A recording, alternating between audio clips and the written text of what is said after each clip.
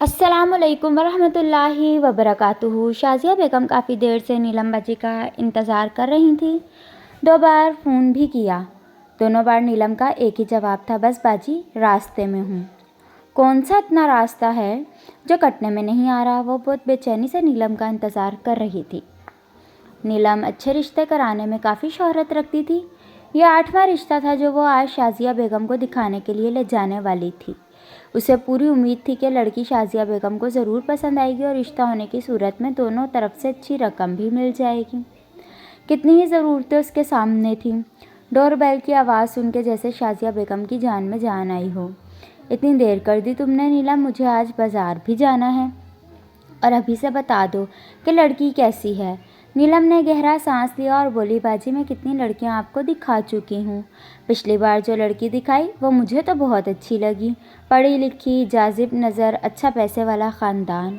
और क्या चाहिए आपको? शाज़िया बेगम के माथे पर 10 बल पड़ गए। देखो नीलम, तुम्हारा तो बेटा है नहीं, तुम क्या जानो बेटे के माँ के दिल में कैसे कैसे अरमान होते हैं। अब भला बताओ मेरे वाजिद में क्या कमी है जो मैं वो लड़की पसंद कर लेती। तुमने देखा नहीं, उसका रंग सांवला और जो उससे पहले दिखाई उसका कद बहुत कम था।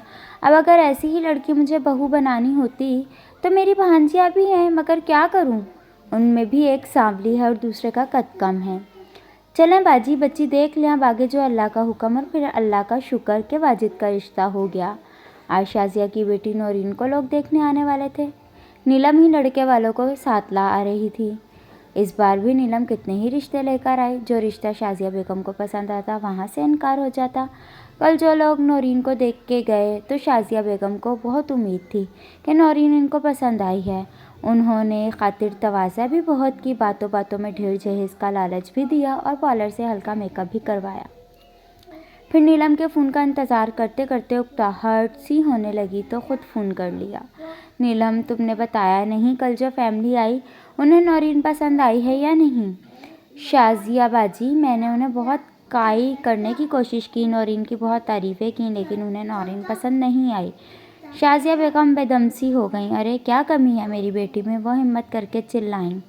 मेरी नज़र में तो कोई कमी नहीं, लेकिन उन्हें गोरी बहू चाहिए, नीलम ने सादगी से कहा और फ़ोन बंद कर दिया। दोस्तों, हम कब तक इन बातों को फंसे रहेंगे? कद बड़ा हो, छोटा, रंग काला हो या सफ़ेद, इससे इंसान की पहचान नहीं होती।